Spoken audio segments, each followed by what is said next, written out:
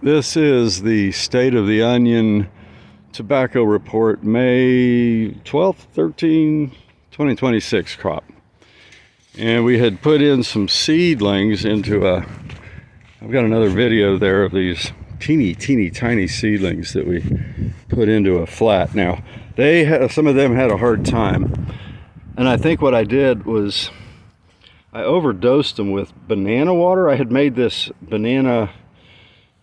fermented banana thing that you're supposed to ferment for like a week or two, but this was like old jar, and I think it made alcohol, and I think I really thwarted these little guys. We'll still be sticking those in today. We've been prepping the beds, tore out the onions. We've got a big batch of onions at the house drying out, clipped and drying out, and today we're tilling the beds, getting ready for the tobacco crop and some other, we're going to do, squashes and peppers and eggplant and okra that I know of. And we got the Anaheim peppers, and we'll get some jalapenos. A little bit of jalapenos started. We're going to have to pump that up. Now the seedlings, the tobacco seedlings, where I had just thrown them in here to see what happens. This is where we dug out those little teeny tiny babies that I transplanted into that flat that I nearly killed. But these ones I left in here, they were too small to dig out at that time. So I just left them, and look, they're doing freaking great. I mean, that one is, boom, beautiful. I'll let him grow right here where he's at. And he'll be the leader in this pot. Little pepper plant, we'll see how you do, buddy. Maybe we'll move him out. Yeah, we might move him out, transplant him. But anyhow, so today I'm going to transplant these guys out into these beds that we're prepping up. And that's been, making soil in Texas is an ongoing process of adding organic matter, and also the clay is a very important part of the soil. It's made of microscopic sheets that are like electronically active in between them, and it'll grab things, water, nutrients from this edge of the clay and pull it through the clay like an electronic, and it makes it hold water better and all. If you get a whole lot of, like, I got coconut coir, and I did some, and so anyway, this one bed, and all the soils are different. I've been working on these beds for years. It takes years to build a good soil, and this one was like, seemed like it had a lot of extra. It was really hard, let me say it that way. Dead, depleted looking soil. Not at all like what a good compost would be. Like, I just dug out some compost out of the bottom of this tube. Thank goodness I had I had some compost that I can add to that bed. And there was worms and worm eggs in this stuff too. But this is like, you can smell it, man. That is living good worm dirt. Because these gardens with a piece of foam, that's foam, ancient foam. My gosh, that's weird. I guess compost, you never know what's going to come in the compost. We got that old pile of, onion tops and things, and tomato plants, and just finished a lot of the winter stuff. There were a lot of lettuces, and this lettuce is making her seeds today. And this is Bib, that real tender Bib lettuce, so that's going to make seeds. And then I got these two other Bibs there. Now here's the tobacco. I don't know, I probably mentioned in some video that I had this couple tobacco plants that I had started late last year and just kind of nursed them through the winter and stuck them out here in the ground. One of them didn't make it. I don't know what got it. I don't care. But I've already been harvesting leaves off of this one, and I'll take a couple, 1, 2, 3 more. I'm going to feed it again too. The bottom leaves are looking a little yellowish. Lower leaves turning yellow on a plant means low nitrogen usually. And I don't want to put too much nitrogen on the tomatoes though, or they won't make fruits. So anyhow, back to the tobacco. This thing already made a bloom, and I cut it off. It was right down in there, and I cut it off because I wanted it to keep producing leaves, and I'd rather have it making new branches with leaves. No insect problems. I'm seeing this, I did see a lot more. It's been washed with some rain. Dead aphid bodies. And the only critter I could find, I could not find any lacewing larva, you know, that little ant, what do they call them? Ant lions or whatever, aphid lions. Because they just grab it, walk around grabbing aphids and sucking them down. They grab another one, suck it down. Might be an aphid. Is that a little? Nope, a little piece of. So anyway, what I'm saying is this organic method. Now there's a little something that's probably sucking on. Little guy crawling down there, probably sucking on a couple aphids, and I leave them around because I saw a little tiny spider running around on here, and so there's been a real good balance. Last year there were no aphid problems on tobacco. There's a little bee. Okay, those little guys, what could he be eating? Huh? What do you eat? You eat little aphids? I was wondering because I couldn't see any insects on there. But I think that we used to call them sweat bees. But you can see down in there, it looks like insect poop or else aphid carcasses from the predators that are out here in the wild. So I'm pretty careful not to try to.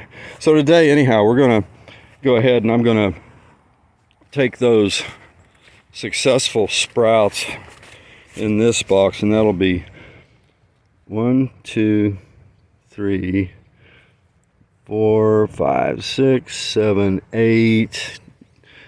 You know what? That's probably going to be as much tobacco as I want to grow out here this year.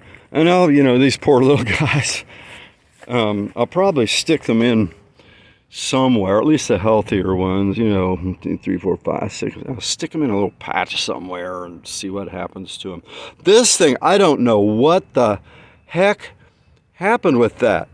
It's right in the center of that thing, and I swear to God, on my mother's death, bless her heart, I did not plant that.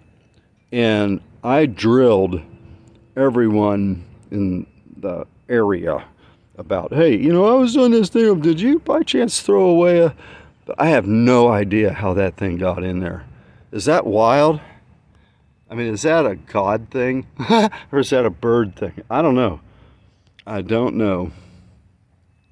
But I don't know, since I didn't plant it, I'm not really cultivating it.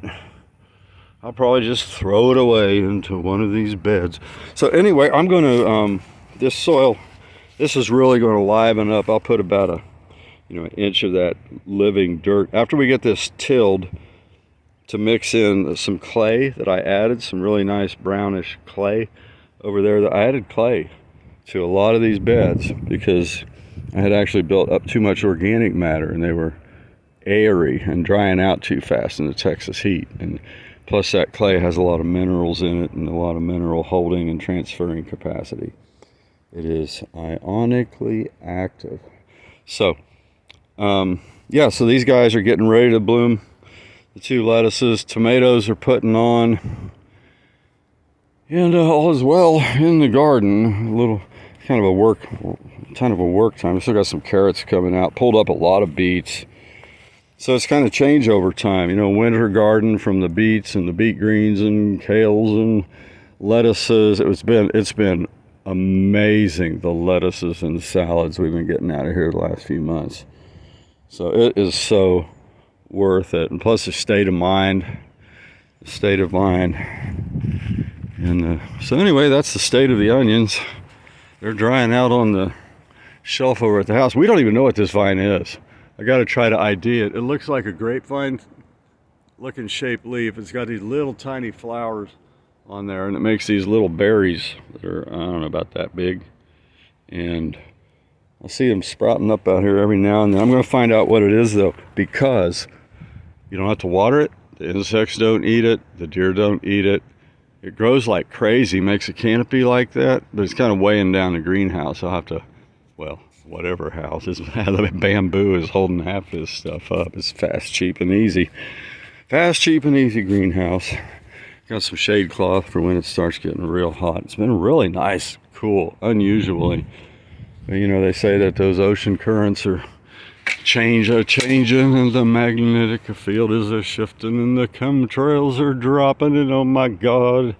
So you just got to get out to the garden, get your hands and toes in the dirt, and remember simplicity and and begin a process. I mean, I did begin a process of eliminating everything and everybody in your life that's not contributing to your, your purpose in the world and your peace of mind and your serenity and productivity and fulfillment and mission. And oh my God, it's an amazing life. But the gardens make it wonderful.